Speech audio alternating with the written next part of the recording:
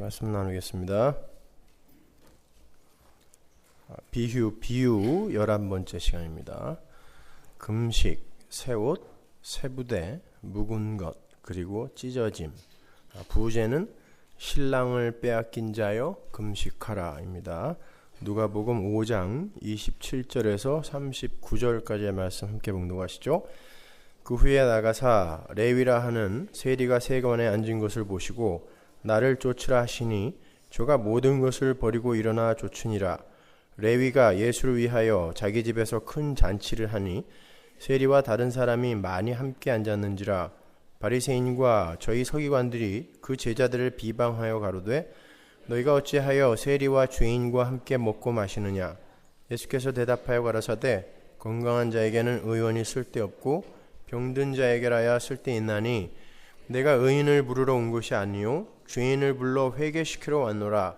저희가 예수께 말하되 요한의 제자는 자주 금식하며 기도하고 바리새인의 제자들도 또한 그리하되 당신의 제자들은 먹고 마시나이다.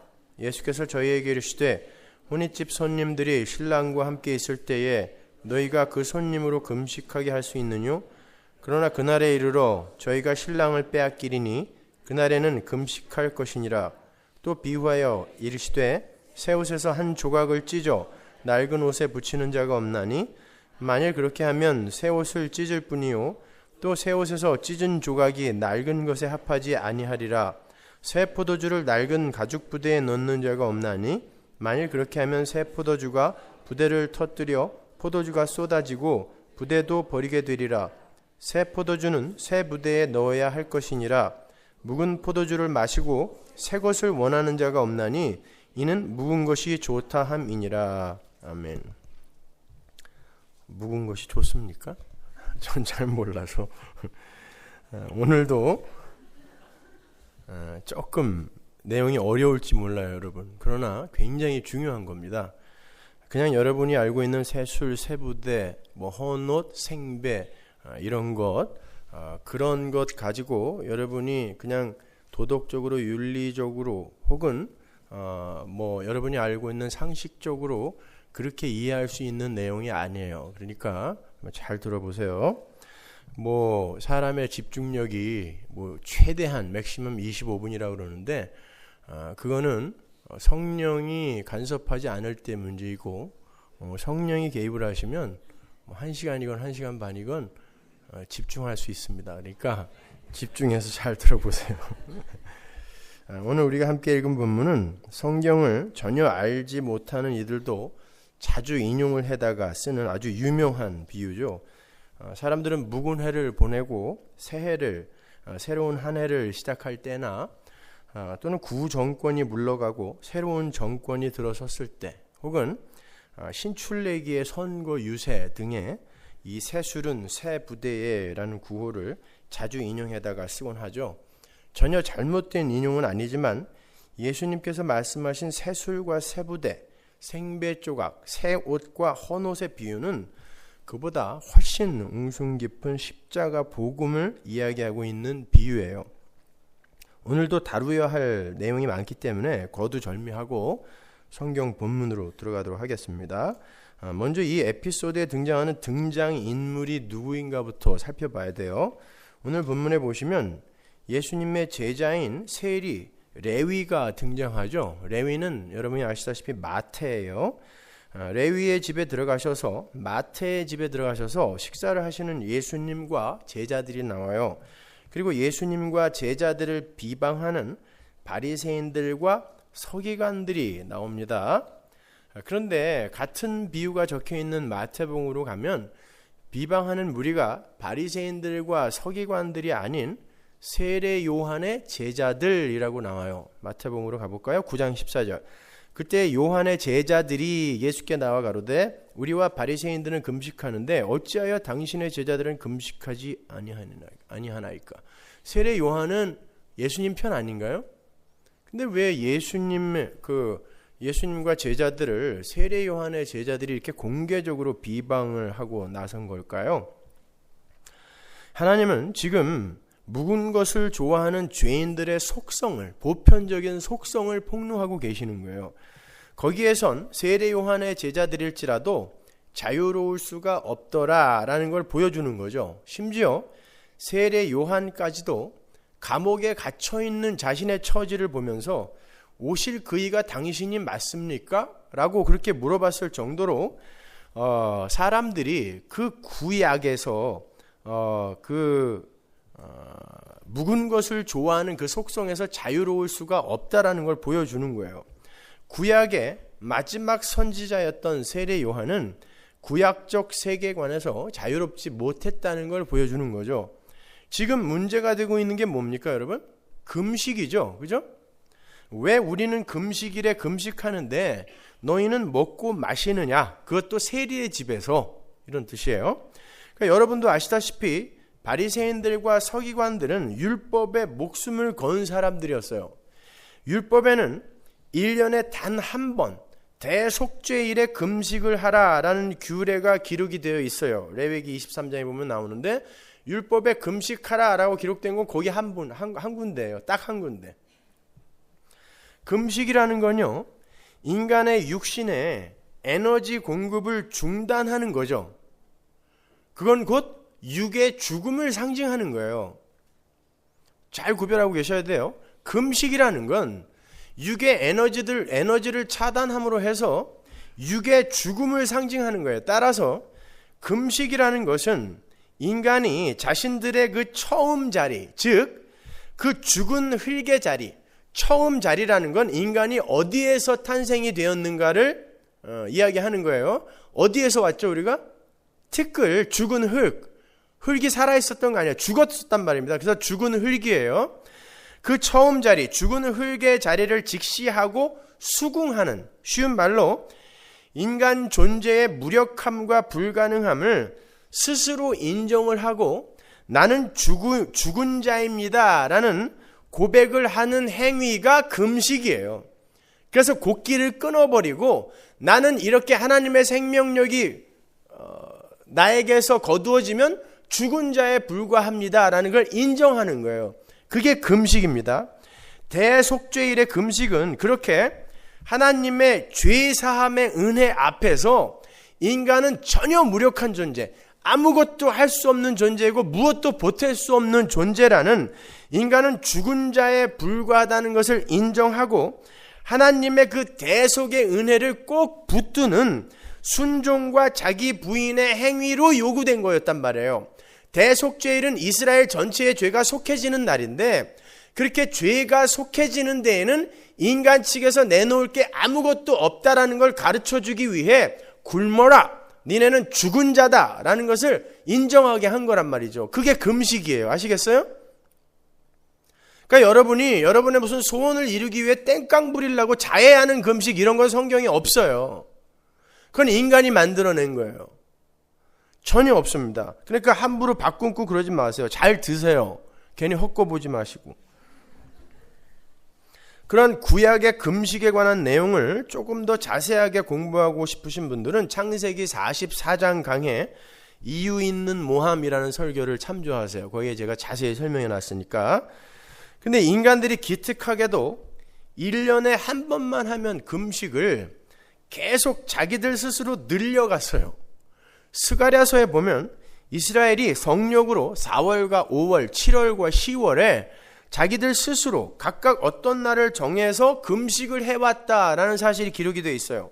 그건 하나님이 시킨 게 아니라 인간들이 스스로 늘려간 거였어요.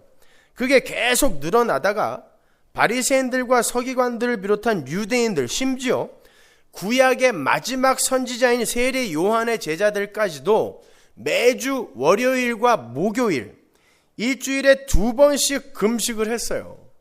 그건 율법도 아니었고 그냥 장로들의 유전이었습니다. 하나님이 1년에 한 번만 하라고 요구하신 금식을 매주 2번으로 늘려서 하나님을 감동시키려고 했던 거예요.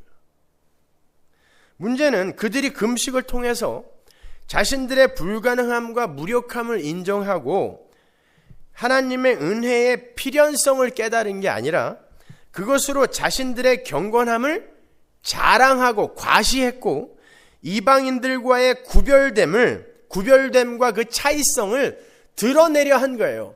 쟤네들은 금식 안 하는데 우리는 합니다. 나를 드러낸 거예요. 나를.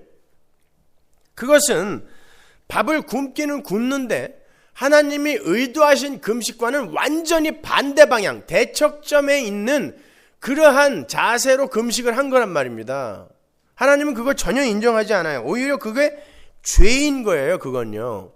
하나님은 나의 속죄의 은혜 앞에서 너희들의 처음 자리를 확인하고 너희들의 불가능함과 무력함을 인정하여 자기를 부인해라 라는 의도로 금식을 주셨는데, 유대인들은 우리는 이렇게 도에 지나는 금식까지 함으로 해서 하나님도 감동하시는 기특한 일을 하는 유일한 민족이다 라는 자기 영광 챙기기와 자기 가치 챙기기의 일환으로 금식을 한 거예요. 그걸 죄라고 한단 말입니다. 물론 세례 요한의 제자들은 바리새인들이나 서기관들과는 좀 다른 의미로 금식을 했었을 거예요. 왜냐하면 그들은 세례 요한으로부터 오실 메시아에 대해서 들었을 것이란 말입니다. 그럼에도 그들은 메시아를 막기 위해서는 금식이라는 자신들의 그 기특하고 경건한 행위가 반드시 전제되어야 한다고 생각을 했던 거예요. 여기 계신 분들 중에도 예수님이 재림하실 때 그때는 꼭 기도하고 있어야 되는 건데 혹시 부부싸움하고 있을 때 오시면 어떡하나? 이런 우려하는 분들 있죠. 그런 마음으로 지킨 거예요. 메시아를 막기 위해선 그런 기특한 종교 행위를 전제해야, 그래야 우리가 떳떳하게 메시아를 맞을 수 있을 거 아닌가라는 그런 마음에서, 그것 또한 율법주의입니다, 여러분. 그들은 바리새인들처럼 금식이라는 행위를 자랑으로 여기지는 않았지만 그러한 율법의 행위가 메시아를 맞이하는 자들의 최소한의 예의라고, 그리고 갖추어야 할 덕목이라고 생각을 했던 거예요. 그게 율법주의라니까요. 아무튼 그렇게 자신들이 힘들게 금식을 하고 있는 바로 그날, 예수라는 분이 제자들과 함께 세리 마태의 집에 들어가서 죄인들과 함께 먹고 마신 거예요. 그때 바리새인들과 서기관들, 그리고 세례 요한의 제자들이 합세하여, 한마디로 구약의 인물들이 합세하여 예수님을 비방하고 나선 거예요. 그 상황에서 예수님이 당신을 비방하는 자들에게 주신 게 바로 새 포도주와 새 부대의 비유인 거예요. 본문 말씀을 잘 보시면 예수님은 당신을 혼인잔치의 신랑으로 표현을 하세요. 혼인잔치의 신랑과 함께 있는 이들이 어떻게 금식을 하겠느냐라고 변명 아닌 변명을 하신단 말입니다. 그러니까 구약의 금식이라는 것은 혼인잔치에서의 신랑과의 잔치 누림, 그 잔치 누림까지로 가는 과정에는 필요한 것이었지, 신랑이 함께 있을 때에는 전혀 무용한 것이다라는 뜻이에요. 좀 더 쉽게 말하면 금식을 포함한 모든 율법은 신랑이신 예수님을 만나는 데에 필요한 몽학선생이었던 것이지 그것 자체에 어떤 효능이나 효과가 있었던 것이 아니란 말입니다. 금식을 해서 그들의 죄가 대속되는 게 아니었단 말입니다. 그럼에도 왜 금식을 하라 했냐면 그러한 금식으로 너희들이 구원을 받는 게 아니라 그러한 금식은 아무짝에도 쓸모없는 것이다. 너희들은 너희 그 구원의 은혜 앞에 아무것도 내놓을 수 없는 시체다라는 것을 깨달으라는 의미로 금식, 나는 죽었습니다, 곡기 끊고 나는 시체입니다 라는 것을 인정하게 하는 금식을 명하셨던 거란 말입니다. 완전히 반대죠, 그죠? 오히려 금식을 포함한 모든 율법은 신랑이신 예수가 그 모든 것을 완전케 하심으로 말미암아 우리가 그 은혜에, 예수님의 공로를 은혜로 꼭 붙들기만 하면 된다는 그 은혜의 복음으로 우리를 인도하기 위해 금식을 준 거예요. 니네는 금식해서 구원받는 게 아니라 너희들은 아무것도 할 수 없는 죽은 흙이기 때문에 은혜만 붙들어야 된다는 것을 알게 하기 위해 금식을 준 거란 말입니다. 로마서 3장 20절, 그러므로 율법의 행위로 그의 앞에 의롭다 하심을 얻을 육체가 없나니 율법으로는 죄를 깨달음이니라. 그렇죠? 이 이야기란 말이에요. 금식으로는 우리가 죽은 시체이구나 라는 것을 깨달을 뿐이에요. 아무 유익이 없어요. 이건 구원에 있어서. 골로새서 2장 16절. 그러므로 먹고 마시는 것과 금식에 관한 문제예요. 먹고 마시는 것과 절기나 월삭이나 안식일을 인하여, 이게 다 율법이잖아요. 누구든지 너희를 편론하지 못하게 하라. 왜? 이것들은 장래일의 그림자니 몸은 누구다? 그리스도다. 그게 예수를 가리키는 거였단 말이에요. 예수가 완전히 다 완전케 할 그런 모형으로 온 거예요. 히브리서 9장 10절. 이런 것은 먹고 마시는 것과 또 나오죠. 금식에 관한 것. 여러 가지 씻는 것과 함께 육체의 예법만 되어 개혁할 때까지만 맡겨둔 거란 말입니다. 보세요. 신약에 와서는 먹고 마시는 것, 금식이나 정결한 음식과 부정한 음식의 구분 같은 율법이 아무런 의미가 없어진 거예요. 그건 단지 예수가 오실 때까지만 어떤 교훈을 주시기 위해 주어졌던 거란 말입니다. 근데 재미있는 게 성경이 우리 성도의 인생 전체를 금식이라고 이야기를 해요. 그러니까 금식을 여러분이 얻어내고자 하는 것을 얻어내기 위해 밥을 굶고 하나님께 땡깡 부리는 것, 이것으로 알고 계셨던 분들은 오늘 완전히 무장해제를 하셔야 되는 거예요. 그런 금식 없어요. 그런 금식 없어요. 그건 마귀가 만들어낸 겁니다, 여러분. 그게 이방 선지자들의 자해 행위랑 똑같은 거예요. 갈멜살 위에서의 이방 선지자들이 자기를 막 자해하면서 신에게 자기가 요구하는 걸 요구하잖아요. 바로 그런 마귀의 정신이 금식이라는 그 율법을 끌어다가 교회 안에 심어놓은 거란 말입니다. 밥 굶는다고 하나님이 들어줘요? 말도 안 되는 소리하고 앉아있어요. 하나님의 보좌를 굶는 것으로 흔든단 말입니까? 그러면 그 하나님은 도대체 계획도 없는 분이에요. 밥 굶는다고 그냥 계속 보좌가 흔들리면 천만의 말씀입니다. 지성이면 감천, 그게 마귀의 교리라니까요. 지성이면 감천이 아니에요. 여러분이 치성을 부린다고 하늘이 감동하는 게 아니라 하늘은 하늘 뜻대로 하세요. 그리고 우리를 바꿔내신다니까요. 신명기 8장 1절 보세요. 내가 오늘날 명하는 모든 명령을 너희는 지켜 행하라. 그리하면 너희가 살고 번성하고 여호와께서 너희의 열조에게 맹세하신 땅에 들어가서 그것을 얻으리라. 내 하나님 여호와께서 이 40년 동안에 너로 광야의 길을 걷게 하신 것을 기억하라. 이는 너를 낮추시며 너를 시험하사 내 마음이 어떠한지 그 명령을 지키는지 아니 지키는지 알려 하심이라. 너를 낮추시며 너를 줄이게 하시며 또 너도 알지 못하며 내 열조도 알지 못하던 만나를 내게 먹이신 것은 사람이 떡으로만 사는 것이 아니요 여호와의 입에서 나오는 모든 말씀으로 사는 줄을 너로 알게 하려 하심이니라. 이 구절은 여러분이 너무나 잘 아시는 이스라엘의 광야 여정의 이유, 목적이 적혀 있는 구절이에요. 이스라엘에게 있어서 광야라는 건 약속의 땅에 들어가기 전, 그러니까 우리로 따지자면 천국에 들어가기 전에 과정으로 겪어야 하는 인생, 그걸 총칭하는 거예요. 마귀의 나라에서 나와서 하나님 나라에 들어가기까지가 광야 40년이잖아요. 그러니까 우리의 인생이란 말이에요, 그게.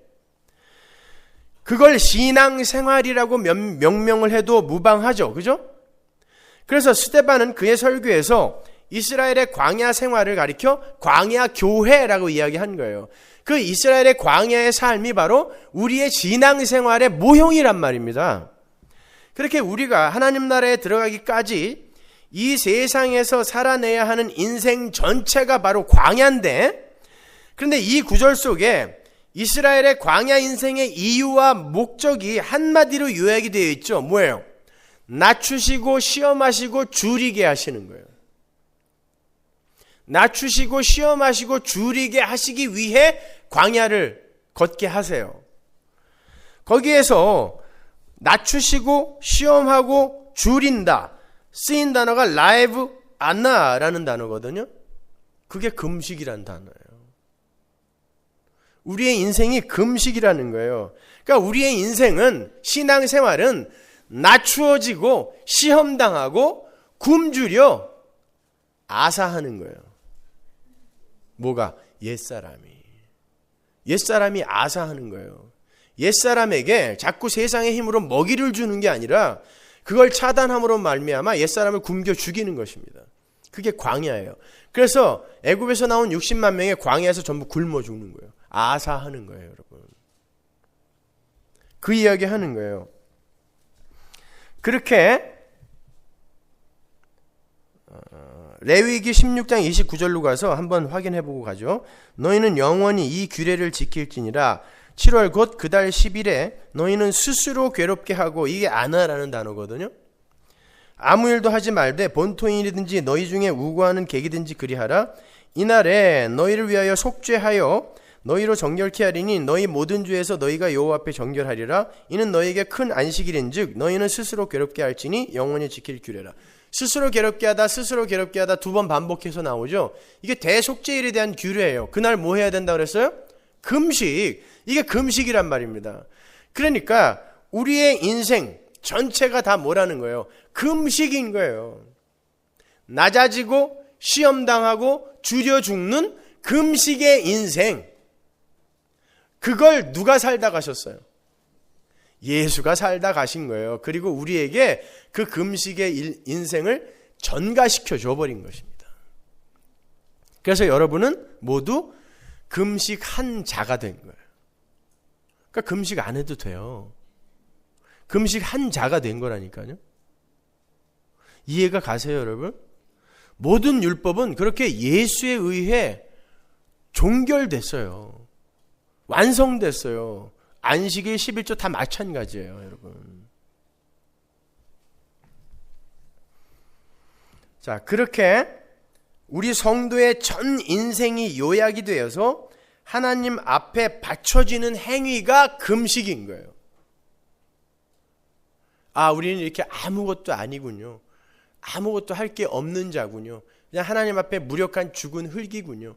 하나님이 우리에게 은혜 묻지 않으면 우리는 이렇게 영원한 멸망, 영원한 아사 상태에 던져지게 되는 것이군요를 배우는 게 금식의 인생인 거예요. 그렇다고 해서 금식을 전혀 하지 말라는 거 아니에요.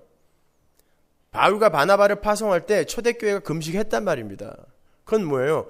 우리의 무력함을 인정할 때 하나님, 이 우주는 하나님의 손에 의해 움직여지는 것이니까 하나님 맘대로 하세요. 그거 고백할 때 금식하는 거예요. 자꾸 잊어버리니까.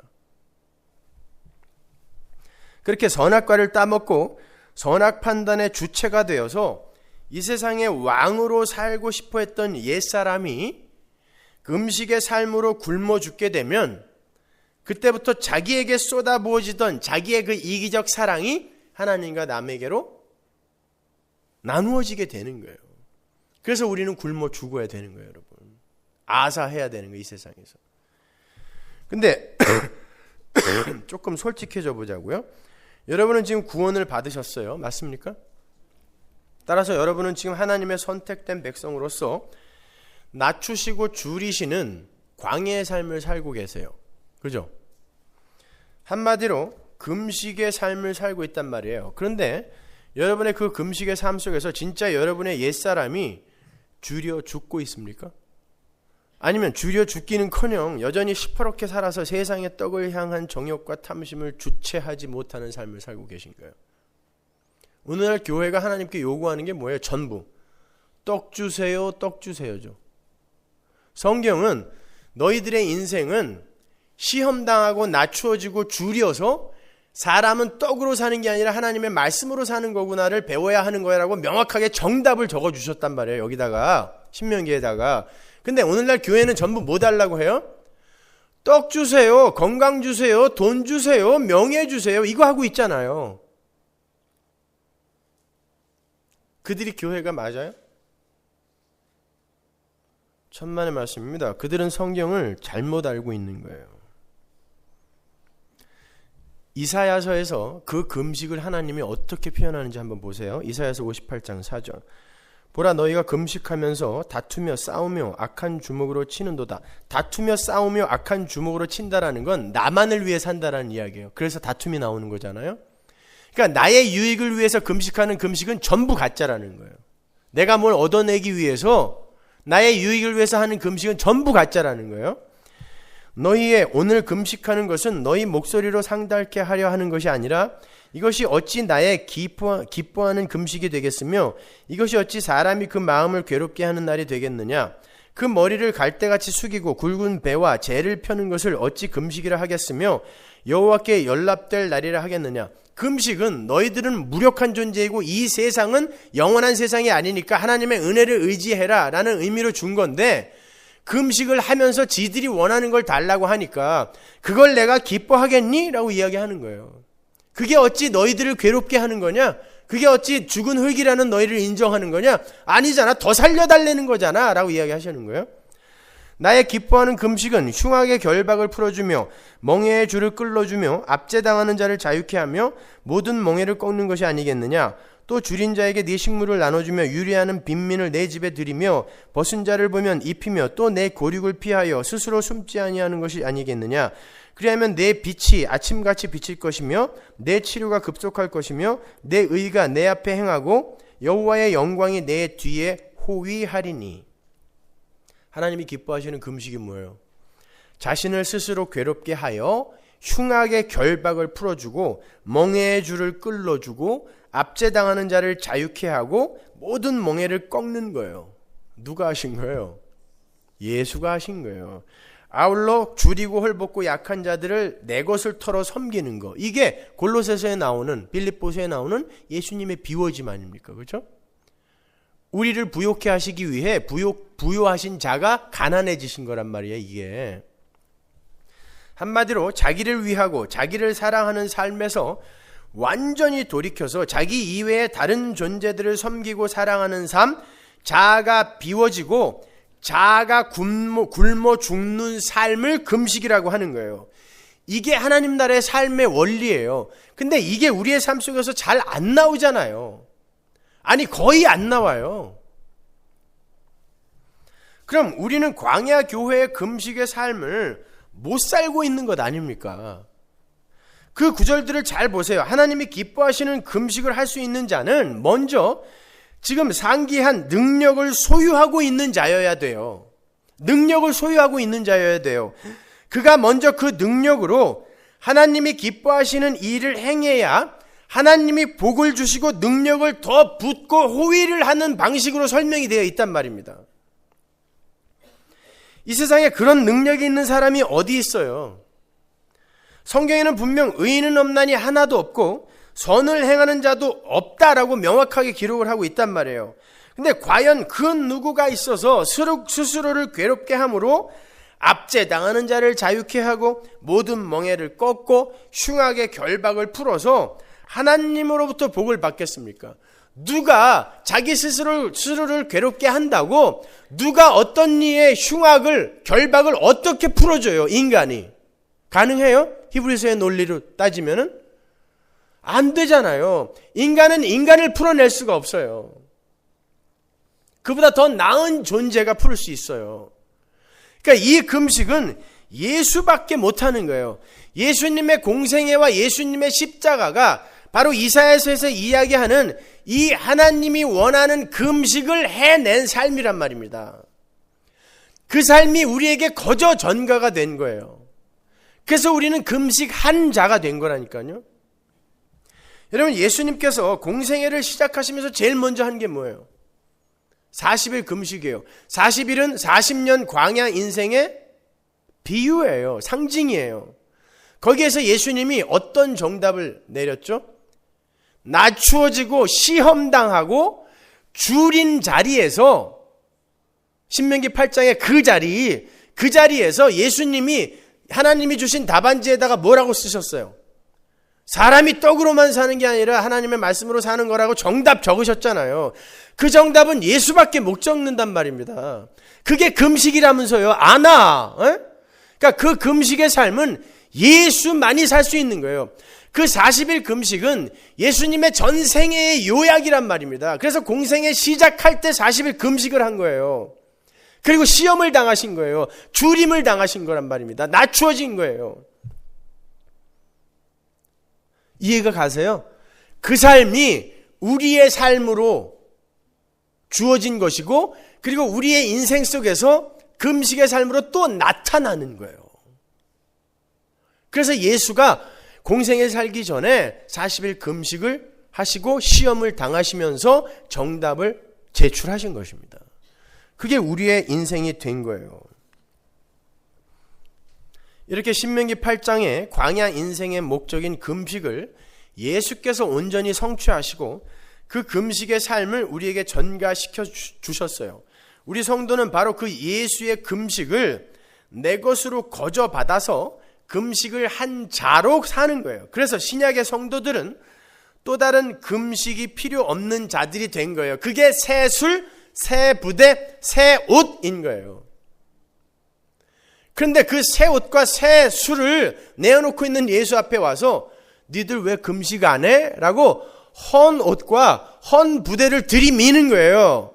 바리새인들과 세리 요한의 제자들이. 너무 어리석죠. 근데 오늘날 교회가 바리새인들과 세리 요한의 제자들과 똑같은 행위를 하고 있단 말입니다. 똑같은 행위를.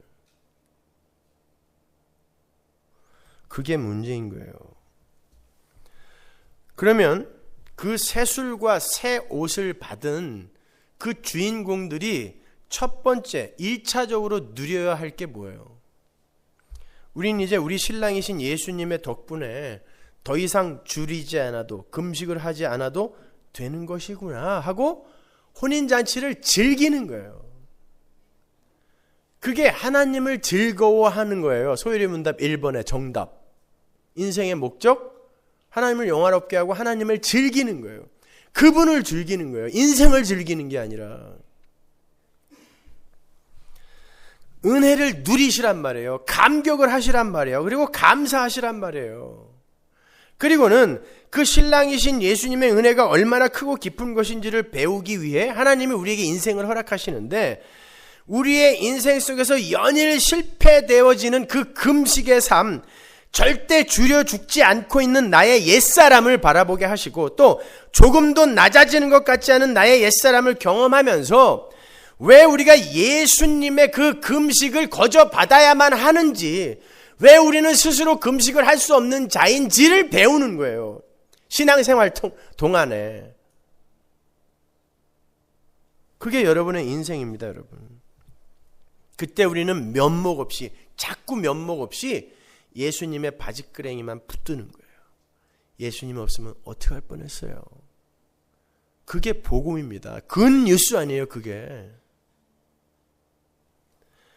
그렇게 자신에 대한 신뢰가 깎여갈 때 비로소 우리는 우리의 능력이나 우리의 자격, 우리의 열심, 우리의 공로, 우리의 이 세상의 가치와 힘 등을 부인하고 부정하게 되는 거고, 그 속에서 우리의 옛사람이 서서히 줄여 죽게 되는 거예요. 나는 아니구나. 진짜 못하는구나. 하나님은 생각까지도 우리에게 율법으로 요구하시는데 그것까지 내가 어떻게 해? 근데 하나님은 99개 다 지키다가 하나 어기면 지킨 99가지도 안 지킨 거로 쳐주신다는데, 그럼 나는 불가능이구나. 하나님은 온전한 걸 요구하시는데 나는 안 되는구나. 그 은혜를 깨닫는 거예요. 그래서 하나님의 은혜만 꼭 붙들고 그분께 감사하며 그분을 사랑하는 자가 되는 거예요. 사랑하는 자가. 그래야 천국에 가시면 하나님이 내미는 손을 덥석 잡을 수 있어요. 아니면은 부끄러워서 못 잡아요. 생경해서. 누구신데 자꾸 나에게 손을 내미실까? 아, 세상에서 나에게 깨끗하게 살라고 헌금 많이 하라고, 집 팔아서 헌금하면 뭐 몇 배로 튀겨준다고 해놓고 사기치고, 그 양반이구나 저분이. 안 잡습니다. 그래서 그들이 지옥 가는 거예요. 그 하나님과 친해지질 못했거든요. 여러분은 이 세상에서 하나님과 화목하고 가는 거예요. 근데 그 하나님과 진짜 화목하시냐고요. 아니면 하기 싫은 걸 억지로 하게 하는 그런 고집불통 영감으로 여기고 계세요. 여러분, 하기 싫은 거 억지로 하고 있지 않아요, 지금? 골프 치러 가고 싶어 죽겠는데 마누라가 가자고 해서 온 사람 있잖아요, 여기. 에? 그 하나님이 좋냐고요. 사랑스러우세요? 거짓말들 하지 마세요. 억지로 나오신 거예요. 여러분 지금 보험료 납입하러 오신 거예요, 여기에. 그거 한 주 안 부으면 혹시 서스펜드 될까봐. 그들을 불신자라고 하는 거예요. 그러니까 우리는 바리새인들이나 세례 요한의 제자들처럼 열심히 노력해서 우리 옛사람을 죽여 죽게 하는 게 아니라 열심히 실패함으로 해서 옛사람의 죽음을 경험하게 되는 거예요. 내가 죽이는 게 아니라 예수가 죽여가는 것입니다. 그래서 내 자랑이 없는 거예요. 그게 세수를 담은 새 부대의 모습인 거예요. 근데 세례 요한의 제자들이나 바리새인들은 자신들의 처음 자리가 뭔지도 모른 채 스스로 경건 생활과 종교 행위를 함으로 해서 하나님을 감동시키려고 하고 있었단 말이에요. 그때 주님께서 누가 생배, 즉 새천을 헌옷을 깁는 데 쓰느냐 하고 말씀한 거고요. 누가 새 포도주를 헌 부대에 담느냐 하고 말씀하신 거예요.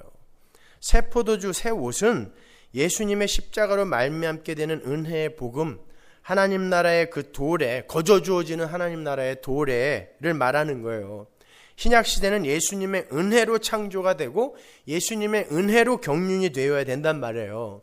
그 새 포도주와 새 옷은 절대 헌 옷과 헌 부대, 구약과 조화가 될 수가 없어요. 왜냐하면 새 것은 헌 것을 파괴하는 힘이 있단 말입니다. 그래서 거기에 생배 조각이 나오는 거예요. 그걸 구약에 붙였더니 이 신약이 구약을 찢어 발기더라는 것입니다. 새 포도주를 구약에 넣었더니 구약, 이 헌 부대를 터뜨려 버리는 거예요. 예수라는 참 성전이 왔더니 돌로 만들어진 옛 성전이 부수어지는 것입니다. 돌 위에 돌 하나도 남지 않고 예수라는 율법의 완결이 오시니까 절기나 월삭 먹는 거 마시는 거 이런 게 싹 없어지는 거예요. 제사 없어지는 거예요. 그렇게 구약과 신약은 공존할 수 없는 거예요. 근데 예수가 와 계신데 금식을 하고 있더란 말입니다. 율법을 지키고 있더란 말이에요. 새벽기도 열심히 나와서 난 하나님께 복 받을 거야 이 짓들 하고 있다라는 거예요. 100일 기도해가지고 100일 광야 기도 그런 것도 있더라고요. 저 들에 나가서 거기에는 하나님이 집에서 하세요. 따뜻한 집에서. 그런데 가서 강도 만나고 그러지 마시고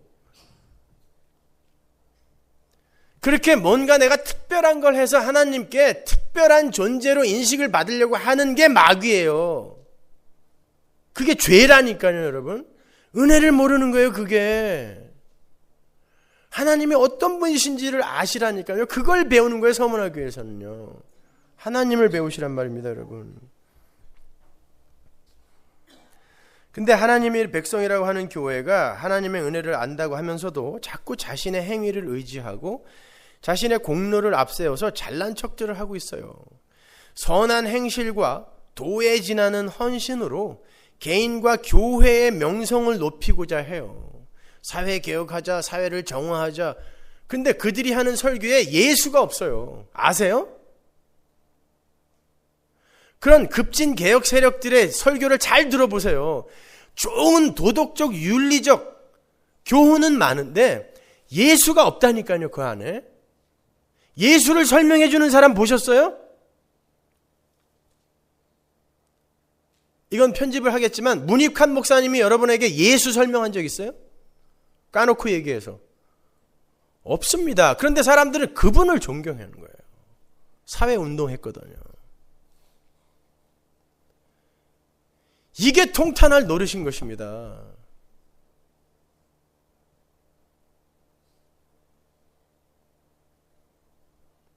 문성근 씨가 우리 선배라서 내가 그런 소리 한 번도 안 했었는데 너무 이 잘난 척하는 인간들이 요즘 저한테 공격을 너무 많이 해갖고 전부 예로 드는 게 그런 분들이에요. 그래서 제가 그랬어요. 그런 분들 설교 중에 예수에 대해서 정확히 설명해 놓은 성경신학적 관점에서 예수에 대해서 설명해 놓은 설교를 한 편만 갖고 와봐라. 아무거나 하나만 갖고 와봐.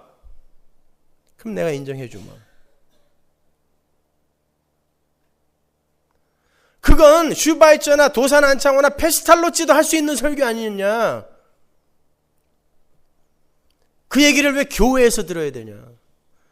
교회에서는 예수를 배워야 되는 거예요. 은혜를 배우셔야 되는 것입니다.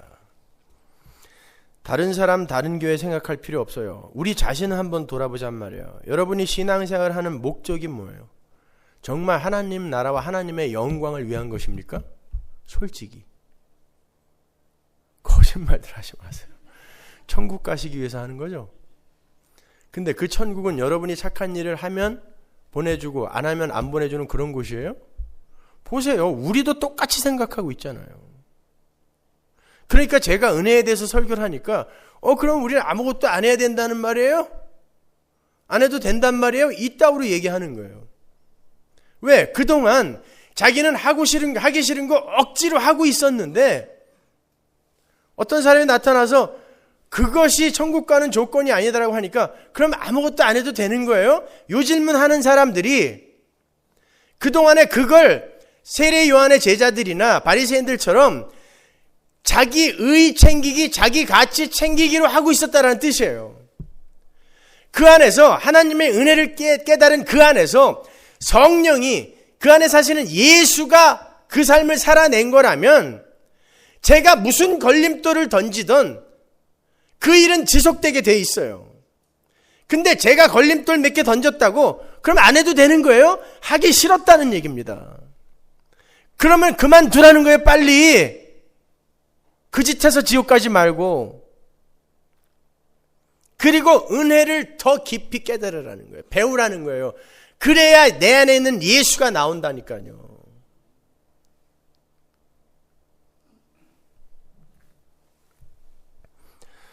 우리는 천국 가기 위해 선한 행위를 하고 천국 가기 위해 종교 행위를 하고 선한 일을 하는 게 아니라 죽은 흙에 불과한 우리를 하늘나라 백성으로 삼아주신 하나님의 은혜가 너무 감격스러워서 그 하나님이 너무 좋아서 종교 행위하고 선한 일 하는 거예요. 우리가 그 자리로 가기 위해 하나님의 은혜를 배우자는 거예요. 그래서 제가 지나치게 은혜를 지금 강조하는 거예요. 그 은혜가 어떤 것인지를 배우시라고. 새술, 새옷은 그러한 구약적 열심과 구약적 축복 개념과 절대 섞일 수가 없어요. 모든 게 하나님의 은혜로 해석이 되어야 되는 것입니다. 그래서 예수님께서 구약의 금식을 파괴하시면서 세리와 죄인들, 창녀들과 포도주를 마시고 밥을 먹고 있는 거예요. 그건 율법에 의하면, 그리고 장로들의 유전에 의하면 돌에 맞아 죽을 짓이었어요. 남들 전부 다 금식하고 있는데 세리와 창녀들과 포도주를 마시고 밥을 먹어요. 그러니까 세례 요한의 제자들의 비방이 잘못된 겁니까? 아니잖아요. 여러분, 제가 주일날 남들 다 예배드리고 있는데 이 앞에 선술집에서 창녀들하고 소주를 마시고 있다고 생각해 보세요. 제가 여러분들 열심히 여기서 괜히 그냥 나오지도 않는 놈을 질질 짜면서 하나님 나 은혜 받았어요 이거 그냥 자랑하고 싶어서 막 감동적 예비를 드리고 있는데 김성수 목사가 요 앞에 선술집에서 창녀들하고 소주를 마시고 있어요. 여러분이 그거 욕 안 하시겠습니까? 똑같은 거 아니에요. 창녀들 모아놓고 설교하신 게 아니라 포도주 마시고 있었단 말입니다. 왜 이런 극단적 대조를 보여주실까요? 한쪽은 율법으로 금식을 하고 있어요. 하나님을 섬긴다고 자기를 굶주리게 만들고 있단 말입니다. 죽을 각오로. 근데 한쪽에서는 금식의 날에 죄인들과 밥을 먹고 술을 마시고 있어요. 그게 바로 바울의 말, 내가 이제는 육체대로 알지 않겠다. 모든 사람을 육체대로 알지 않겠다라고 한 그 말의 진리인 거예요. 그게 뭐냐면 사도 바울이 율법을 꼭 붙들고 있을 때는 스데반을 볼 때 죽어야 할 자였어요. 죽여라. 내 판단이 있었단 말입니다. 근데 예수의 은혜를 알고 나니까 자기가 죽을 자였어요. 근데 자기가 용서받았어요.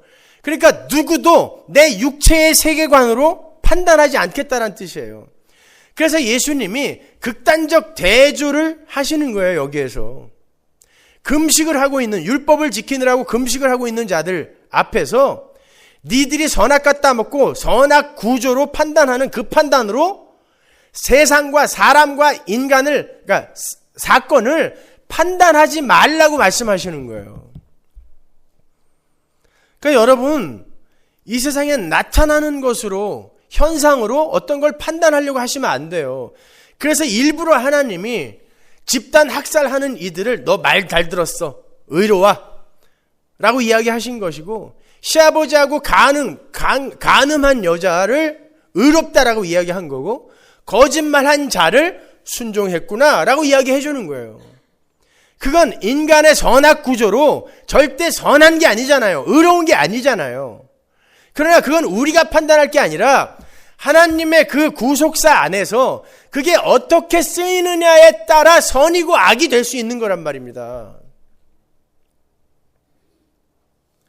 도덕과 윤리를 무시하라는 게 아니에요. 우리 안에서 성령이 손을 두고 행하게 하시기 때문에 우리는 우리 안에서 성령이 요구하는 삶을 살도록 노력하도록 되어 있어요. 근데 그것이 안 될 때 예수 그리스도의 은혜를 꼭 붙드시라는 거예요. 그리고 다른 이들의 실수를 보았을 때 저들도 예수의 은혜가 필요한 존재이지 라고 품어주라는 뜻입니다. 나는 지켰는데 너는 왜 안 지켜? 나는 예수 믿고 술 끊었는데 너는 왜 못 끊었어? 제가 그 사람 못 끊은 거 한번 치부책에 적어다 드릴까요? 그까지 술 하나 끊고 나머지는 전부 술 밑에 다 감춰놨어.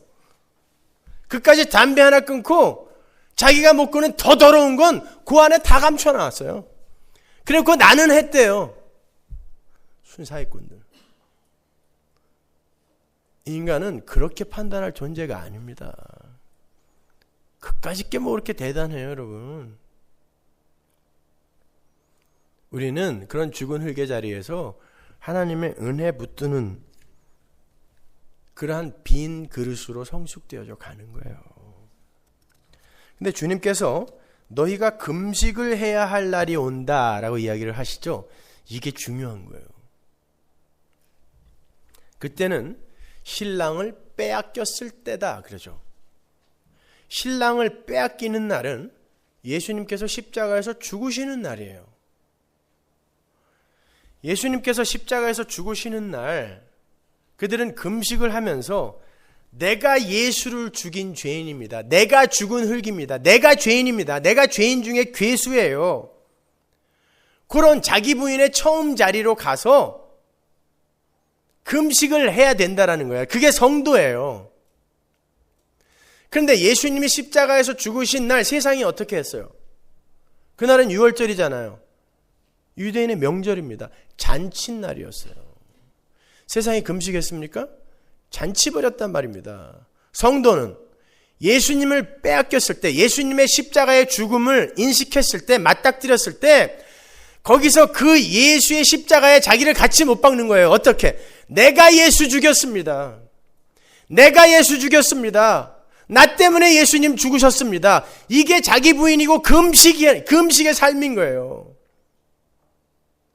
너희들은 정말 금식해야 될 때는 금식 안 할 거야. 근데 지금 내가 이렇게 살아서 너희 곁에 있는데 금식을 한다고 나를 비방해? 그 말씀 하시는 거예요, 여러분.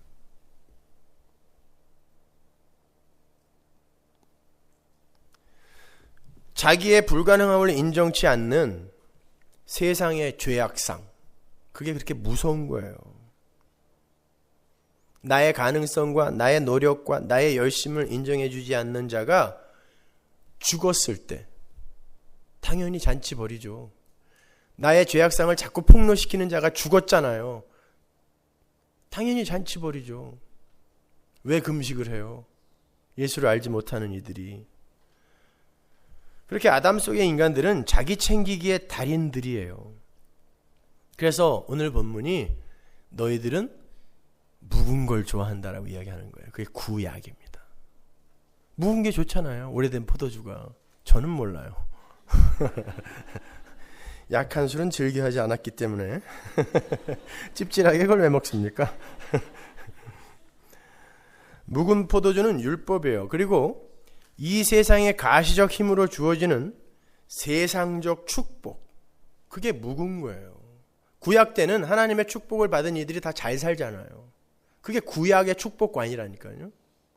그건 아니란 말입니다. 근데 세상이 그걸 좋아한다니까요. 모든 인간은 묵은 포도주, 구약을 좋아해요. 율법을 지켜서 자기 의도 챙기고 그로 말미암아 세상 힘도 챙기는 구약, 매력 있잖아요. 그게 오늘날 교회들이 추구하는 거 아닙니까? 그래서 최선을 다해요. 집도 팔아서 헌금하고 도저히 안 되는 시간 내에서 단기 선교도 가고 별짓들을 다 하죠. 복 받으려고.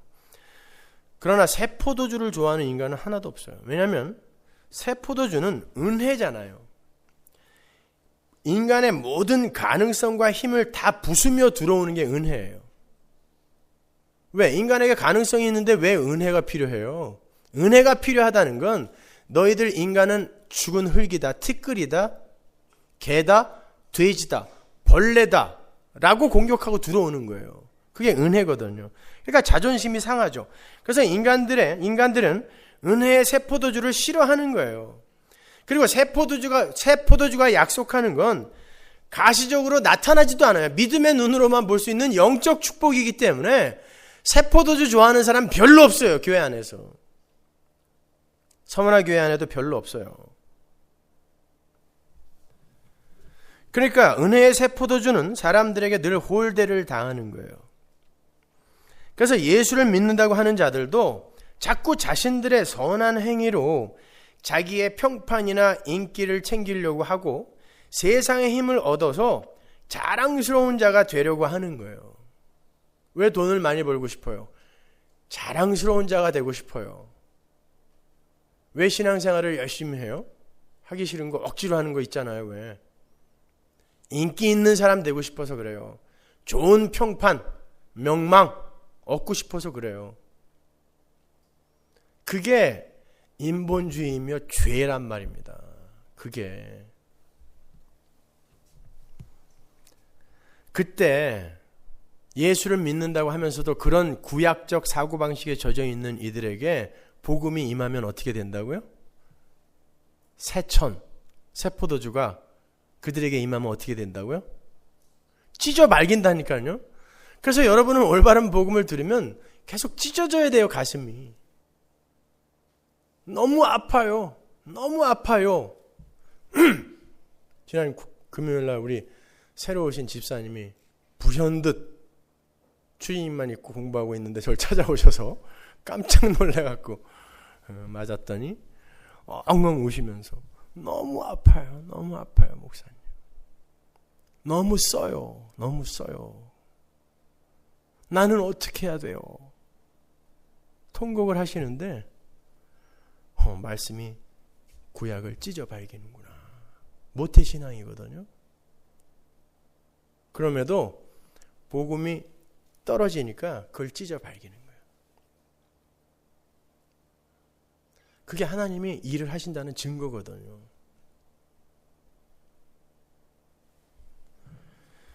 마태복음 10장 34절 보세요. 내가 세상에 화평을 주러 온 줄로 생각지 말라. 화평이 아니요 검을 주러 왔노라. 하나님이, 예수님이 복음을 갖고 오셨는데 그게 검이래요. 왜? 찢어 발겨야 되니까. 우리의 이 인본주의적, 세속주의적 사고방식 찢어 발겨야 되니까 복음이 검이 되는 거예요. 히브리서 4장 12절. 하나님의 말씀은 살았고 운동력이 있어 좌우에 날선 어떤 검보다도 예리하여 혼과 영과 및 관절과 골수를 찔러 쪼개기까지 하며 또 마음과 생각과 뜻을 감찰하나니. 이게 그 이야기예요. 왜 여러분의 인생이 이렇게 자주 갈기갈기 찢어지는지 아세요? 하나님이 일을 하시기 때문에 그래요. 복음이, 성령이 여러분 안에 들어와서 여러분의 인생을 자꾸 갈기갈기 찢는 거예요. 왜? 새 부대, 새 옷 입으라고.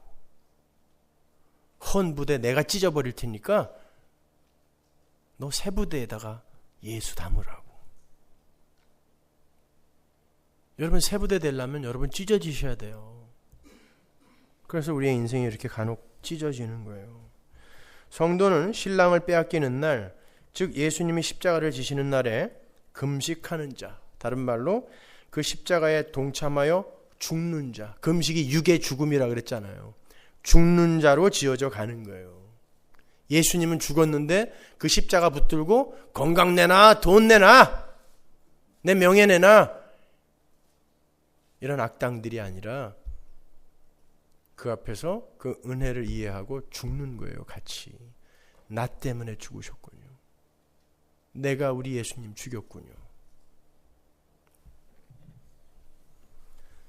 자신의 공로와 열심과 가능성을 부인하라고 하시는 예수님의 십자가와 그분의 죽음을 보면서 이제는 더 이상 나의 열심과 공로를 부정하는 자가 없어졌다고 쾌재를 부르면서 잔치를 벌이는 자들이 아니라 예수님의 십자가 죽음을 이해하고 그 십자가에 자신을 함께 못 박는 자, 내가 예수와 함께 십자가에 못 박혔나니가 그 말인 거예요. 못 박는 거예요. 거기에서 내가 죽였습니다. 금식하는 거예요. 그게 우리의 전체 인생이 바로 그리로 수렴되어져 간단 말입니다. 내가 예수님 죽였군요. 그거 깨닫는 자리로.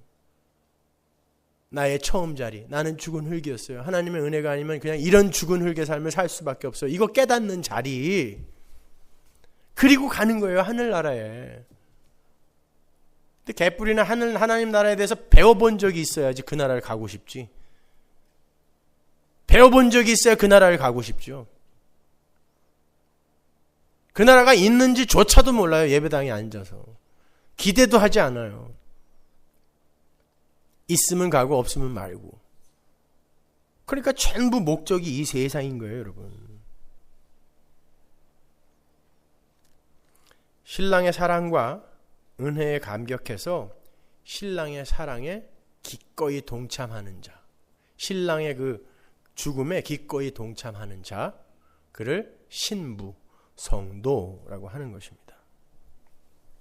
그래서 성도는 이 세상에서 자신을 죽여가는 금식의 삶을 사게 되는 거고, 결국에는 세상의 떡이 아닌 하나님과 하나님의 나라와 하나님의 말씀이 우리의 힘이며 존재의 이유라는 걸 배우는 거예요. 그게 신명기 8장 1절에서 3절까지 이야기예요. 어떠세요? 명쾌하게 연결이 되잖아요. 그죠? 그렇게 성도는 예수님의 신부예요. 신랑이신 예수님에 의해 희비가 결정이 되는 어린 양의 신부. 신부는 신랑이 옷자락으로 덮지 않으면 신부의 자격, 애초에 신부의 자격이 생기지도 않는 그런 존재예요. 성경 안에서의 신부는요. 요즘은 신부들이 신랑을 타고 넘어가 갖고 신랑들이 밑에서 깔려 갖고 그냥 헤어나올지를 모르는데 그건 잘못된 거예요. 남자들 기 좀 살아야 되는데.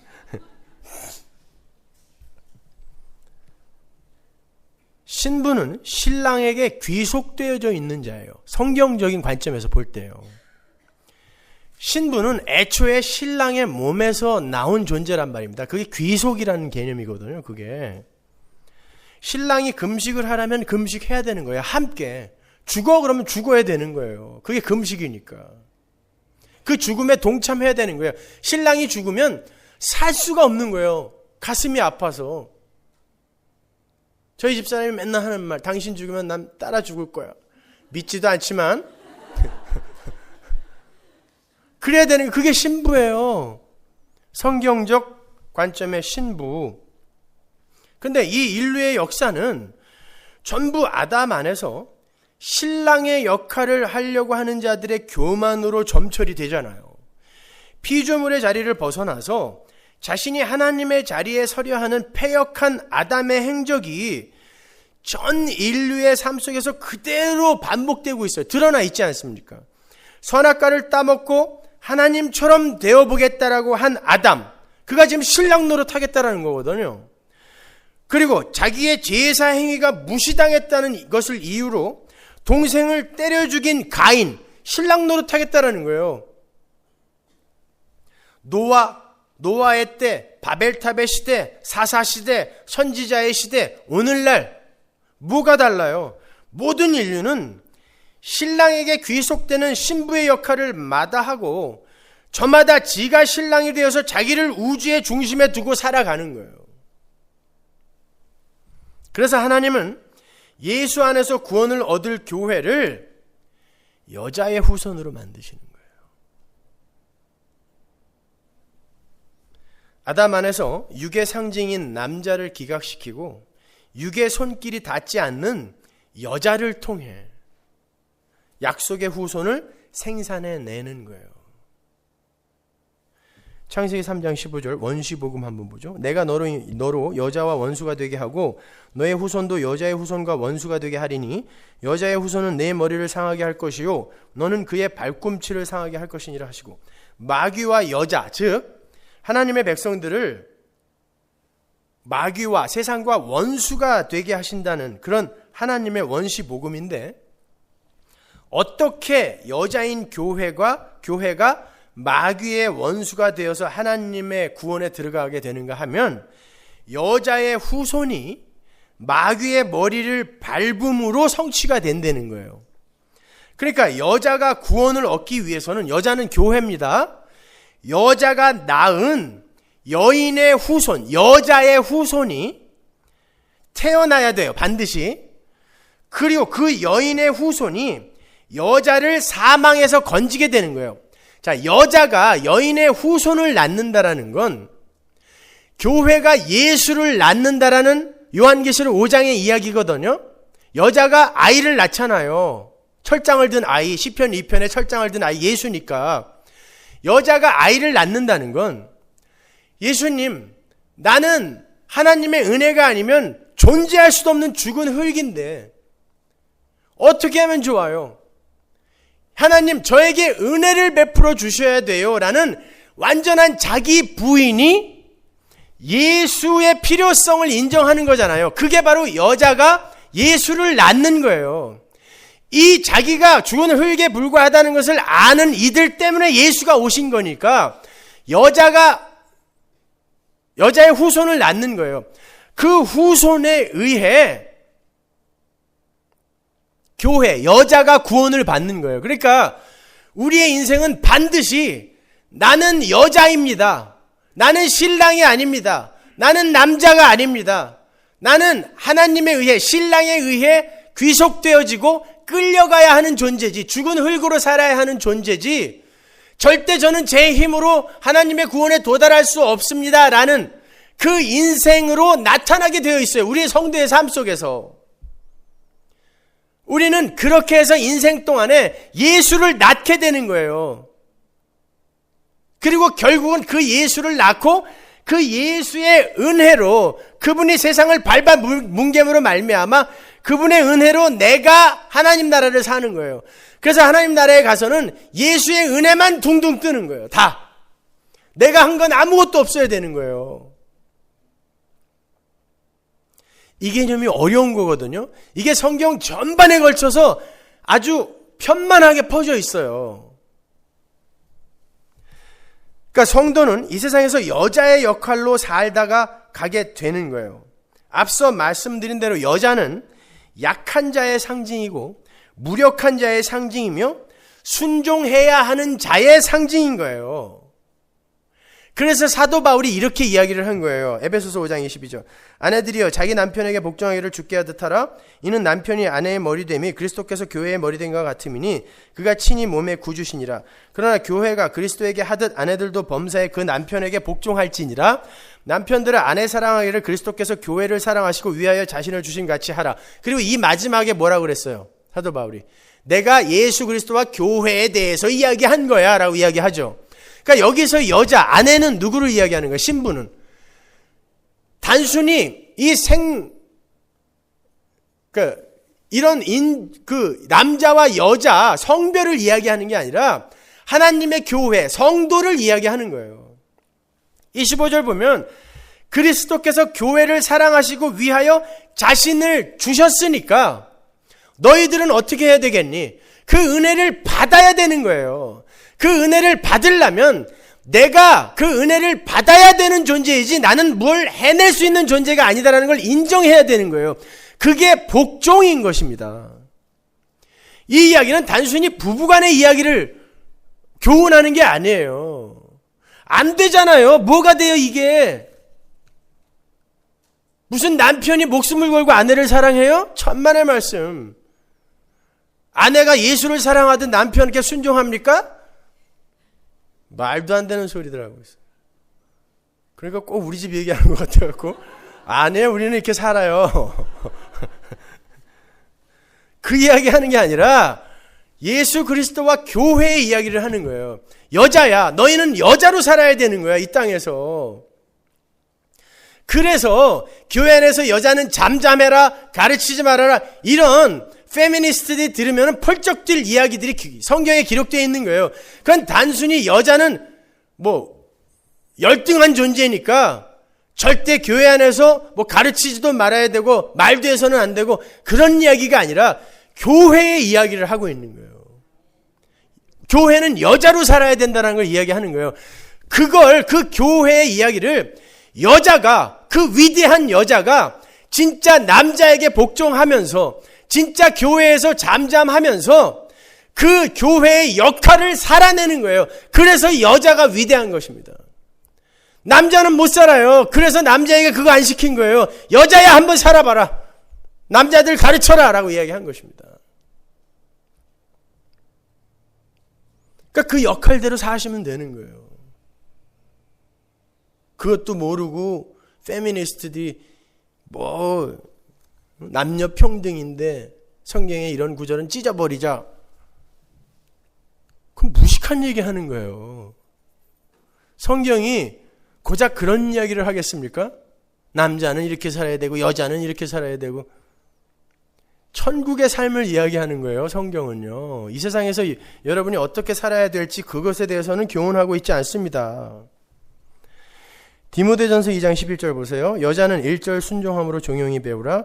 여자의 가르치는 것과 남자를 주관하는 것을 허락지 아니하노니 오직 종용할지니라. 이는 아담이 먼저 지음을 받고 이와가 그 후며 아담이 게임을 보지 아니하고 여자가 게임을 보아 죄에 빠졌음이니라. 그러나 여자들이 만일 정절로서 믿음과 사랑과 거룩함에 거하면 그 해산함으로 구원을 얻으리라. 교회를 이야기하는 거예요. 교회는 이 세상에서 그렇게 계속 자기가 부인이 되어져 가고 나는 죽은 흙이군요. 예수님 없으면 어떻게 할 뻔했어요 하고 예수를 해산하면 구원받는 거예요. 그 이야기예요. 애 못난 여자는 구원 못 받습니까? 세대주의자들은 그걸 문자적으로 해석을 한다니까요. 그래서 제가 디스펜세이셔널리즘을 별로 인정 안 하는 거예요. 그런 이야기 하는 거 아니란 말입니다, 여러분. 새 포도주와 새 부대의 비유에 이런 웅숭 깊은 내용들이 다 들어가 있는 거예요. 그렇게 우리를 하나님의 진짜 신부로 만들어내시기 위해서 우리의 신랑이신 예수가 순종하는 여자의 모습으로 먼저 이 땅에 내려오셨던 거예요. 신랑이신 예수가 우리를 신부로 만들어내시기 위해 먼저 신부의 삶을 사셨단 말이에요. 그러한 여자, 교회가 겸손하게 낮아지고 자신을 줄여 죽임으로 해서 예수를 해산하고 구원에 이르는 거예요. 그래서 예수님의 족보에 예수님을 생산해내는, 예수님이 이제 태어나는데 거기에 여자 5이 쫙 들어가 있는 거예요. 그런 거 어디서 들어본 적 있으세요? 거기에 왜 여자가 들어가 있는지? 그래서 거기에 여자가 들어가 있는 거예요. 근데 그 여자들이 전부 창녀 아니면 아주 부정하거나 연약한 존재들이에요. 그리고 남자들에 의해서 짓밟힌 자들이에요. 그러나 하나님은 바로 그 여자를 통해 예수를 낳게 하고 그 라인 전체를 구원하시는 거예요. 그래서 그 족보에 보면 여자 이름 뒤에만 에게서가 들어있어요. 에게서 예수가 나왔다는 거예요. 에게서, 여자에게서. 남자들은 전부 무슨 일 합니까? 그걸 방해하는 짓만 해요. 여러분 마태복음 1장에 그 족보를 보시면요, 아브라함과 다윗의 후손 예수 그리스도의 세계라 그러죠. 그게 역사란 뜻이거든요. 족보예요. 예수 그리스도의 세계가 이러한데 원래 원어로 보면 다윗이 먼저 나와요. 아브라함이 먼저 사람인데 다윗이 먼저 나와요. 지금 다윗에 포커스를 두고 있는 거예요. 그리고 그 족보가 14대라고 이야기를 하는데 아니에요. 잘 세어보면 14대, 15대, 14대예요. 그리고 그것도 억지로 그렇게 만들어 놓은 거예요. 왜 14대 14대 14대라 그랬죠? 데이빗, 다윗, D 히브리어에는 모음 없으니까 달렙이 4고 바우가 6이고 달렙 4니까 14란 말이에요. 데이빗, 다윗이에요. 그래서 14로 마시는 거예요. 그리고 그 많은 족보의 왕들 중에 다윗 뒤에만 다윗 왕이라고 써놨어요. 다윗 뒤에만. 그 족보에 지금 족보는 다윗 왕에게 포커스를 맞추고 있어요. 그런데 재미있게 그 다윗 왕에게 포커스를 맞추면서 다윗을 빼버리는 거예요. 잘 들으세요, 여러분. 원래 다윗과 바벨론 이거할 때까지 왕 족보에서 4사람이 빠져 있어요. 요람은 우시야를 낳고가 아니라 요람은 아하시야를 낳고 아하시야는 요아스를 낳고 요아스는 아마샤를 낳고 아마샤는 우시야를 낳고 해야 순서가 맞아요. 근데 쑥 빼버렸어요. 이유가 있어서 그래요. 뿐만 아니라 요시야는 여고냐와 그의 형제를 낳으니라 라고 되어 있는 부분은 요시야는 여호야김을 낳고 여호야김은 여고냐와 그의 형제를 낳으니라 라고 해야 빠진 게 다 채워지는 거예요. 근데 성경은 다윗에서 바벨론 이거할 때까지 해서 왕 4사람을 빼버리고 의도적으로 14대의 틀에 맞춰요. 그런데 세보면은 15대란 말이에요. 그러니까 거기서 누가 하나 빠져야 된단 말입니다. 열쇠는 다윗이라는 인물의 손에 쥐어져 있어요. 여러분이 오늘 집에 가서 그 족보를 한번 잘 읽어보세요. 시간이 없으니까 그걸 우리가 지금은 읽지는 않겠지만 유대인들의 민속 메시아 사상에 의하면 그들이 기다리던 메시아가 그들에게 와서 무엇을 회복하는 것으로 되어 있죠? 구약의 민속 메시아 사상에 의하면 다윗 왕국을 회복해요.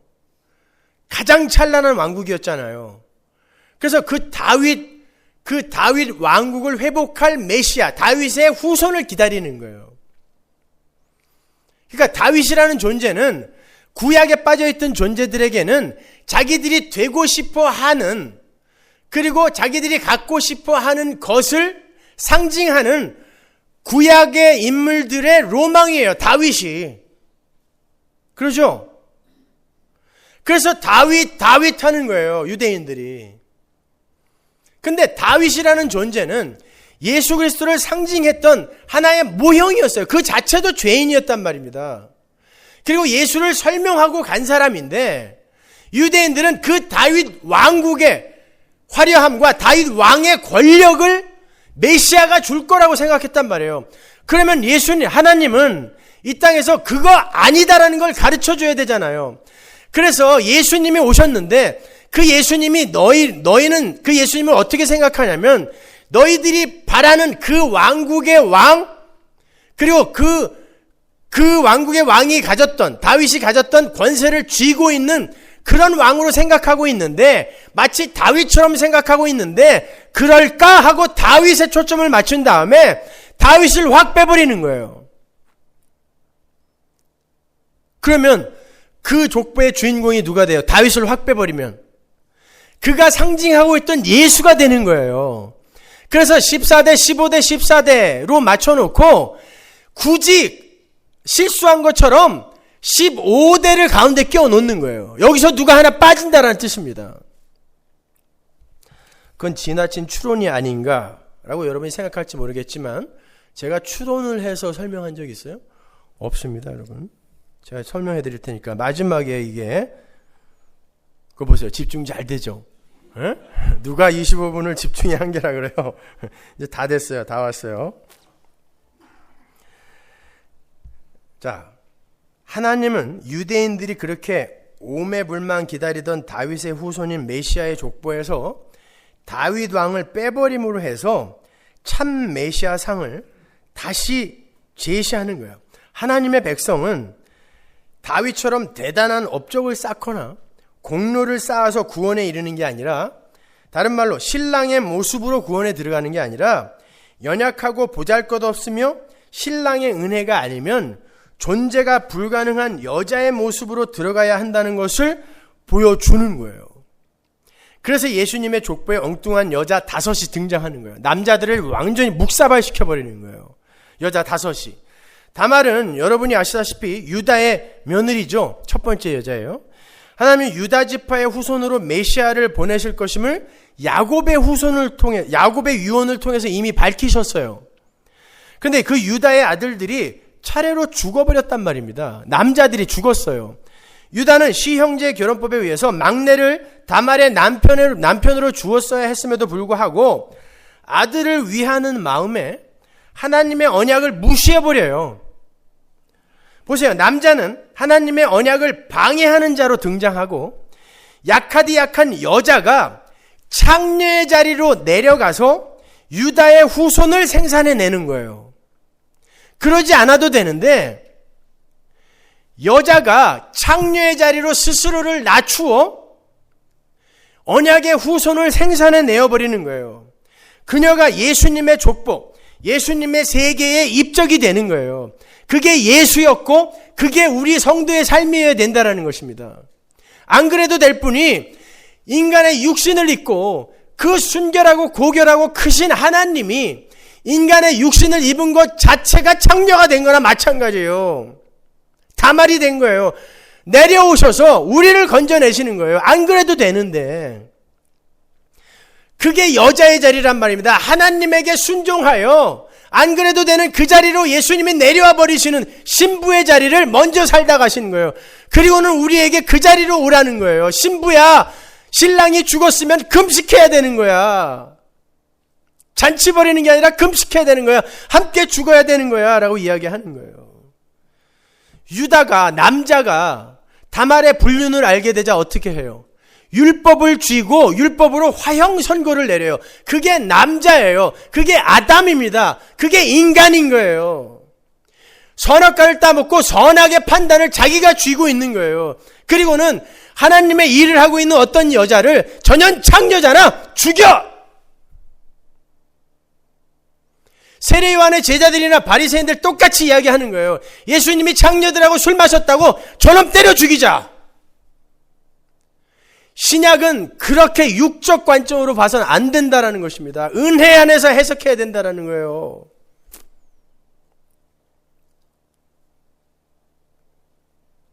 이걸 신학자들이 이해를 못해요. 이걸 목사들이 이해 못합니다.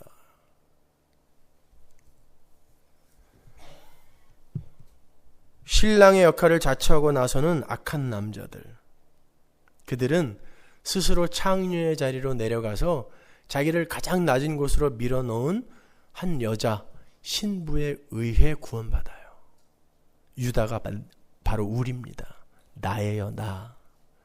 그가 창녀로 오신 예수에 의해 건짐을 받는 거예요. 여자가 자신을 낮추고 줄여 죽어버리는 거죠. 그게 광야 인생이잖아요. 그런데 거기에서 언약의 후손이 이어지는 거예요. 그래서 다말에게서 예수가 나오는 거예요. 다말에게서. 그게 우리예요. 두 번째 여자가 라합입니다. 라합은 지난주에 설명해드린 대로 하나님의 저주 아래 놓인 가나안 여자예요. 하나님의 덮어줌의 은혜를 이해하지 못한 사람이 누구? 노아의 세 아들 중에 함. 그래서 누가 저주를 받아요? 가나안이 저주받죠? 함의 후에는 누구? 애굽. 가나안의 후에는 가나안. 그 사이에 이스라엘이 끼는 거죠. 애굽에서 나와 가나안으로 들어가는 거예요. 그래서 하나님의 백성은 어떻게 구원을 받는가? 어린 양의 피로. 애굽에서는 어린 양의 피로 애굽의 장자가 전부 죽죠. 애굽 전체가 죽은 거예요. 어린 양의 피로. 라합, 기생 라합. 저 가나안에서는 역시 함의 자손이잖아요. 가나안에서는 가나안이 어떻게 죽어요? 창녀 기생 라합, 어린 양의 피, 신부의 역할을 하는 라합에 의해 팔려서 죽는 거예요. 이스라엘이 그렇게 살아나는 것입니다. 그렇게 약속의 땅으로 들어가는 거예요. 가나안 여자이며 창녀였던 라합이 자기가 속한 나라를 멸망시키러, 즉 자기를 죽이러, 내가 속한 나라가 멸망당한다는 건 내가 죽는 거예요. 내 옛사람이, 거기에 속했던 내 옛사람이, 그죠? 자기를 죽이러 오시는 하나님께 자기가 속한 나라를 팔아먹어버리는 거예요. 자기가 속해 있던 나라, 이 나라는 죽어야 됩니다 하고 팔아먹어버리는 거예요. 율법 아래 오신 예수가 율법이라는 세상을 하나님께 팔아먹어버리고 자기가 죽어버리는 것입니다. 라합에 의해 남자, 그렇게 잘난 척했던 그 정탐꾼으로 상징되는 이스라엘의 12지파, 광야에서 얼마나 잘난 척했어요. 근데 그들은 다 죽어야 할 존재였는데 이 창녀 라합에 의해 그들이 살아나는 거예요. 자기가 속한 나라를 하나님께 가차없이 자기를 죽이러 온 이에게 나라를 주어버리는 그 여자에 의해 죽여 죽는 거예요. 그 라합에게서 예수가 나오는 거예요. 그게 예수예요. 그리고 그게 여러분의 삶이어야 된다는 거예요. 이해가 가세요? 이거 이해하면 끝난 거예요. 올해 설교 안 해도 돼, 더 이상.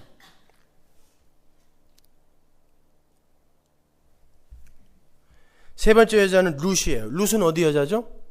이방인이에요. 모압 여자. 모압은 하나님에게 저주받은 나라입니다. 한번 볼까요? 신명기 23장 3절.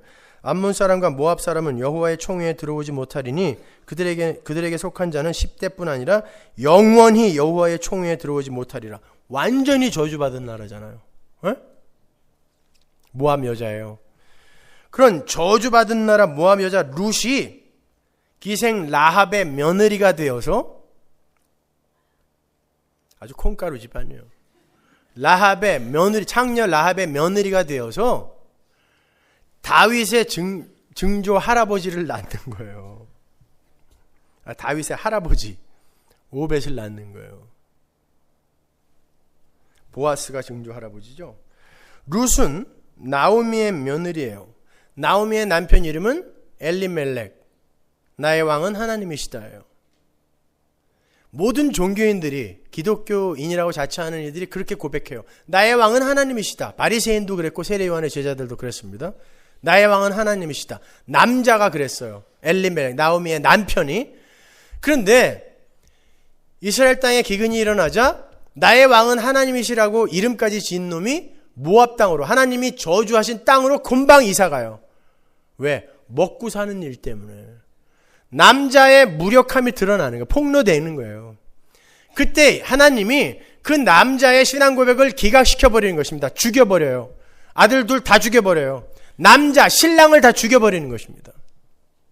그때 나오미에게 인식되는 하나님은 어떤 하나님일까요?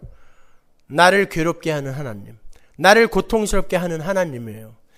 그 나오미의 하나님에게 룻이라는 여자가 몸을 던지는 거예요.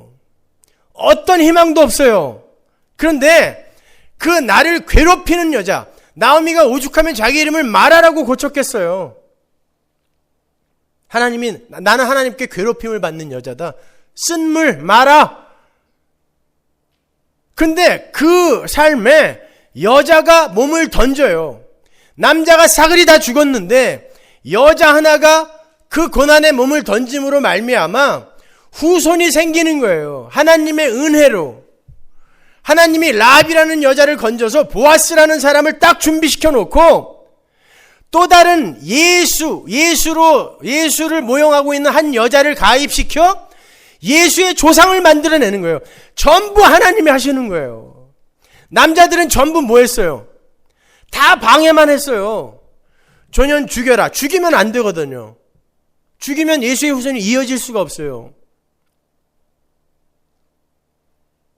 남자들은 계속 사고만 치고 있어요. 근데 라합에 의해 살아나요.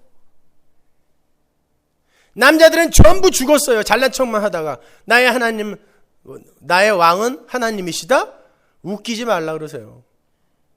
그 바리새인들이었다니까요. 순 사기. 다 죽여버렸어요. 그랬더니 이방 여자, 이 세상에 이방인, 선한 사마리아인으로 오신 예수, 그 예수를 상징하는 룻에 의해 예수가 나오는 거예요. 이게 하나님 나라와 하나님의 은닉성이에요. 부재성이에요. 이 세상에서 하나님 나라는 그렇게 감추어져 있단 말입니다, 여러분. 네 번째 여자가 밧세바죠. 근데 족보에 밧세바의 이름이 안 나오고 우리야의 아내라고 나와요. 이상하지 않으셨어요? 왜 그 사람 이름만 안 썼을까? 6절 한번 볼까요? 이새는 다윗 왕을 낳으니라. 다윗은 우리아의 아내에게서, 그죠? 에게서 나오죠. 솔로몬을 낳고.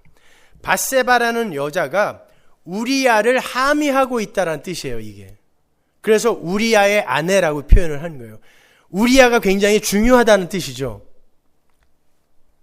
여기에서 다윗이 빠지는 거예요. 잘 보세요. 여자는 하나인데 남편이 둘이 등장하죠. 다윗, 우리아, 그죠? 둘 중에 하나는 빠져야 돼요. 다윗이 우리아의 아내 밧세바를 범하고 임신을 시켜요. 그런데 그렇게 태어난 아기는 곧 하나님에 의해서 죽임을 당합니다. 그럼 태어나지 말게 하든가 왜 태어나게 해놓고 죽이셨을까? 다윗은 그 일로 인해서 자신의 죄인됨을 깨닫죠. 나단의 신탁에 의해. 그리고 죄사함의 비밀을 비로소 거기서 깨달아요. 죄는 자신이 지었는데 성전을 치르고 있던, 하나님의 전쟁을 치르고 있던 무죄한 장수가 대신 죽음으로 말미암아 내가 용서가 되었다는 걸 깨달아요. 어떻게 하냐고요? 시편에 나와요. 51편 볼까요? 나단을 만나고 난 다음에 다윗이 지은 시예요. 51편 7절. 우슬초로 나를 정결케 하소서. 내가 정하리이다. 나를 씻기소서. 내가 눈보다 희리이다. 어떻게? 나로 즐겁고 기쁜 소리를 듣게 하사 주께서 꺾으신 뼈로 즐거워하게 하소서. 누구 뼈를 꺾었어요? 우리아의 뼈를 꺾었단 말입니다. 잘못은 지가 저질렀는데 지 뼈가 꺾여야 돼요. 근데 무죄한 아기와 우리아가 꺾어진 것입니다. 그리고 내가 용서받았다는 걸 안 거예요. 어떻게 알아요? 나단이 다윗 왕에게 와서 그 잘못을 지적할 때 하나님이 너를 용서하신다라고 전제하고 시작한단 말입니다. 근데 아기가 죽었잖아요. 이게 뭐가 용서한 것인가? 우리가 볼 때 그렇게 생각이 들지 않아요? 이게 무슨 용서야? 아기가 죽었는데. 다윗이 근데 이 시를 썼단 말입니다. 이게 내가 살 길이었구나. 죄인인 내가 살기 위해선 어린 아기, 무죄한 내 죄가 되어 태어난 어린 아기가 죽고, 다윗과 밧세바의 불륜의 열매로 태어난 게 그 아기니까 다윗의 죄가 대신 죽고, 예수잖아요. 그리고 성전을 치르던 무죄한 하늘의 장수 우리아가 죽어야, 꺾어져야 내가 꺾이지 않고 사는 거구나. 그게 예수님의 십자가에서 예수님의 뼈가 꺾이지 않은 이유 안에 또 다 들어가 있는 거예요. 그건 요한복음 시간에 설명해 드릴게요. 답답해 죽겠네 정말. 아시겠어요? 그렇다면 보세요. 그리고 다윗과 밧세바에 의해 이제 솔로몬이 나오는 거란 말입니다. 그러면 솔로몬의 아비가 누구인지를 규명하면 되잖아요. 이제 솔로몬의 아비는 누구예요? 다윗이에요? 우리아예요? 여기 다윗과 우리아 둘이 나왔는데, 솔로몬의 아비로 다윗과 우리아 둘이 나왔는데 아비가 누구냐고요? 다윗입니까? 잘 생각해 보세요. 여러분, 가인이 아벨을 때려 죽였을 때 아벨은 죽었지만 하나님은 하나님의 라인을 셋이라는 사람을 다시 태어나게 함으로써 있게 해요. 아벨의 자리를 셋이 이은 거예요. 그러니까 셋은 다른 아벨이 된 거죠. 여러분, 다윗은 죄로 말미암아 그 자리에서 죽어야 돼요. 죽어야 돼요. 다윗은 거기서 죽은 거예요. 죽고, 근데 죽어야 되는 다윗 대신에 우리아가 죽었잖아요. 그러면 이 다윗은, 죄인 다윗은 거기서 죽고 이 다윗이 우리야화 되는 거예요. 아벨이 죽고 셋이 그 자리를 차지하는 것처럼 죄인 다윗은 그 자리에서 죽고 이 다윗은 우리야화 되어서 예수의 조상이 되어야 돼요. 인간 다윗은 절대 피를 너무 많이 흘렸기 때문에 예수의 조상이 될 수 없어요. 그때 이 다윗을 죽이고 기각시키고 어떤 다른 존재가 이 다윗의 자리에 들어가 그 다윗의 라인을 이어버리는 거예요. 보세요. 예수님이 우리를 대신해서 죽었잖아요. 내 죄가 되어서 죽었는데 내가 예수에 의해 탄생한 교회, 자녀가 됐잖아요. 그리고 하나님은 나를 작은 예수로 여겨주신단 말입니다. 마찬가지인 거예요. 다윗이 죽어야 돼요. 다윗은 죽어야 되는데 우리아가 대신 죽었어요. 내가 죽어야 되는데 예수가 대신 죽어서 그 예수의 자손으로 교회가 탄생한 것처럼 다윗은 죽고 우리아가 죽어야 되는데 우리아가 대신 죽고 다윗의 옛사람의 죽음으로 말미암아 다윗이 우리아가 되어 솔로몬을 낳는 거예요. 그 라인을 낳는 거예요. 설명을 잘 했나요? 그러면 그 솔로몬의 진짜 아비가 누구란 뜻이에요? 우리아. 근데 우리아는 죽었잖아요. 그러니까 다윗과 우리아가 그 족보에서 쑥 빠지는 것이죠. 그래서 14대가 되는 것입니다. 그 다윗을 빼기 위해 처음부터 다윗 하면서 오는 거예요. 족보가. 그 다윗 아니라는 거예요. 진짜 다윗, 예수가 온다. 그래서 그 족보의 맨 마지막이 예수인 것입니다. 마리아 마찬가지예요. 없음, 우리아가 죽었잖아요. 근데 그 없음의 상태에서 솔로몬을 낳은 그 하나님 나라의 있기의 비결, 그것이 마리아의 삶에 나타난 거예요. 성령이 보이지 않는데 없는 것 같은데 그 성령에 의해 잉태가 됐어요. 근데 남자는 어떻게 해요? 종용이 끊고자 하더라. 끊으면 안 돼요. 남자들은 이렇게 계속 방해만 해요. 근데 여자들의 희생에 의해 그 라인이 이어지고 결국 예수까지 오는 거예요. 바로 그 여자의 모습으로 우리가 이 땅을 살아야 된다는 것입니다. 부인되어지고 연약해지고 사람들에게 인기도 없고 창렬하는 소리나 듣고 손가락질이나 당하는데 그렇게 부인되고 죽어가는 그 삶이 바로 금식의 삶이고 거기에서 예수가 탄생하는 거예요. 어떻게?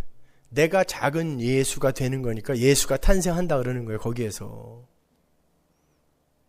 이해가 가시죠, 여러분? 보세요. 새 포도주 새 부대의 이야기는 이 이야기를 다 품고 있는 거예요. 선거 때 나가서 새 포도주는 새 부대에 담읍시다. 그게 거기에 이렇게 쓰인 건가? 엉뚱하게 생각하고 있는 거죠. 여러분은 신부로 사셔야 돼요. 신랑을 빼앗기면 그 자리에서 할복을 해버리는, 그 죽음에 참여하는, 순종하는, 연합되는 신부가 되는 것입니다.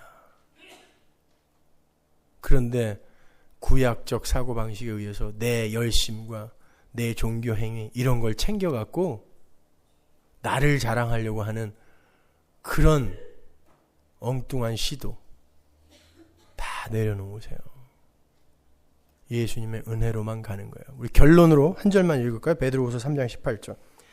오직 우리 주 곧 구주 예수 그리스도의 은혜와 저를 아는 지식에서 자라가라. 영광이 이제와 영원한 날까지 저에게 있을지어다. 누구에게? 은혜와 예수에 대해서 알아가는 자들만.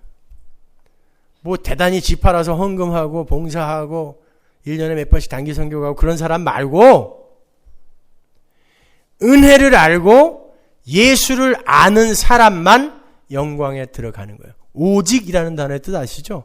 오직. 그거 배우시란 말이에요.